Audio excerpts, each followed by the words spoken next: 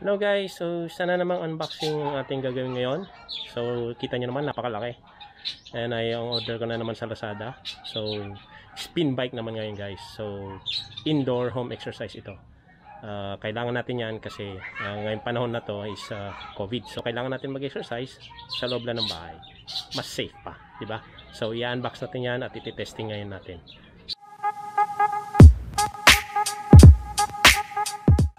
Yan guys, nakikita nyo kung gaano kalaki itong box nya. So ito ang ating i-unbox. Nakikita nyo, spin bike or stationary bike yung tawag nyo. So mas safe ito kung sa bahay nyo lang gagawin. I mean, mas safe ito dahil pambahay lang ito guys. Hindi na kailangan lumabas. So nasa bahay lang ang exercise, magpapawisan ka na. Stationary bike or tawag nila is spin bike. Okay? So umpisa na natin yung box. Open na natin itong box na ito. Kailangan natin ito.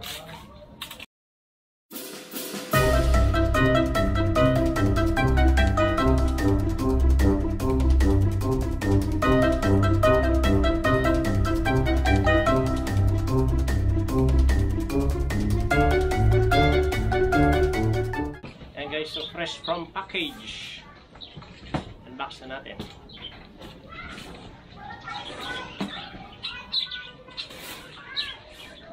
Ito yung ating free AV matting, sinasabi nila. Okay, nandito sa loob. So, hindi nila nakalimutan. So, na-purchase ko ito sa Lazada. At around 5,700 guys. So, ito yung free niya. Ganda. Soft na soft. Then, nandito yung laman.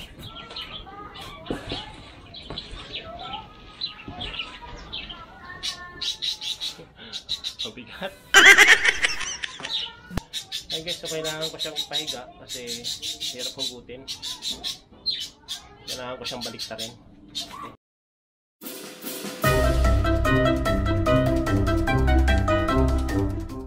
So baliktarin na lang natin. Baliktarin na lang natin para madaling hugutin yung box.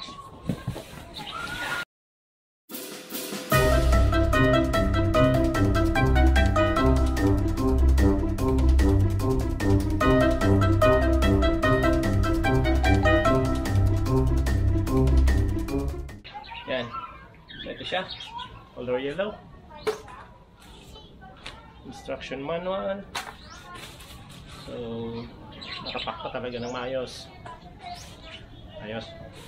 Okay, so kailangan na muna natin ihiga para tanggalin natin itong cushion.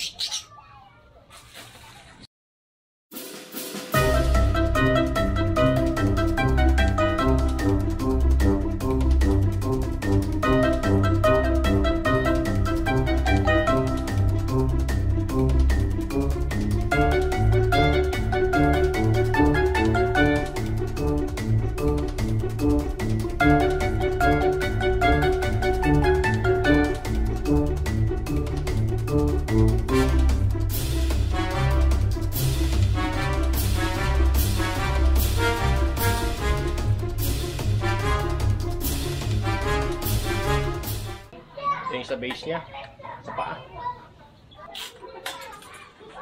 Ito yung sukuan. May natin click yan.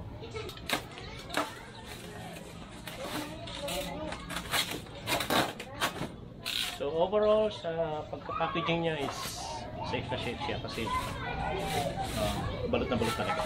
Kaya ang dami niyang protection na cushion or styro. Okay? So ito yung another set ng paa niya.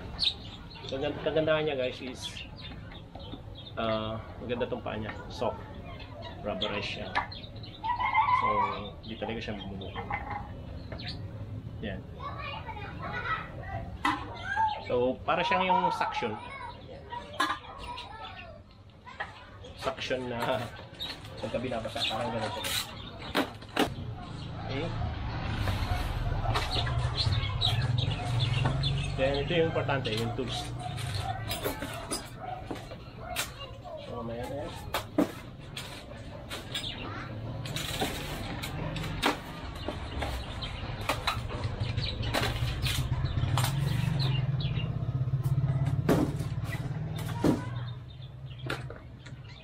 Then ito yung pinaka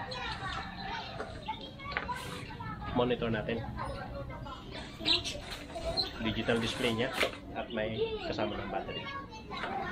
So ayan, assemble na natin.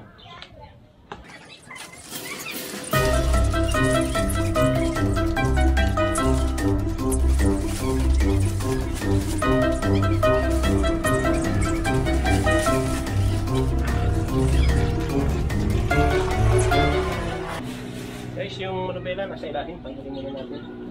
So kailangan natin ng cutter.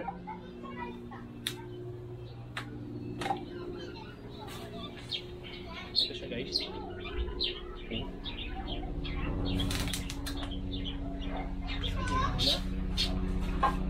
Wala muna natin kabit is yung base para stable siya.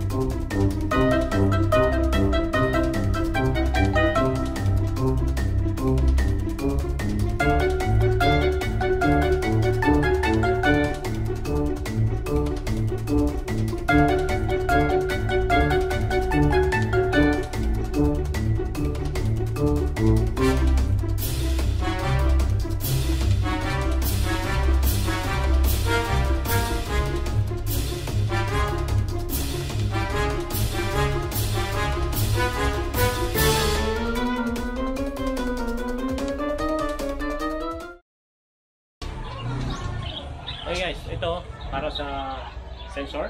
Nakalagay naman dito sa likod sensor and pulse. So lagyan natin ito sa sensor.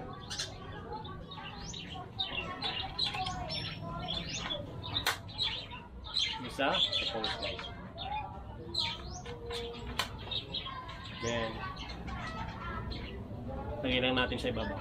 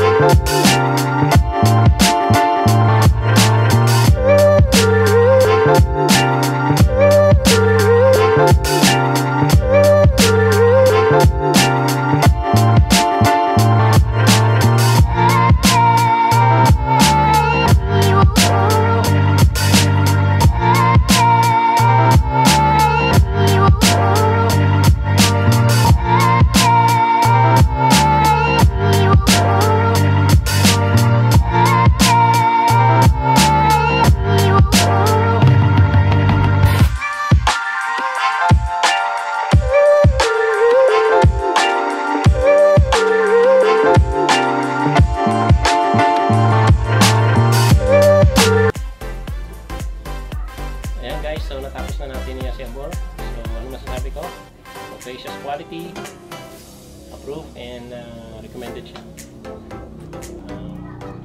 Monitoring na rin siya para sa pulse rate, heart rate, and speed, down, distance, calories.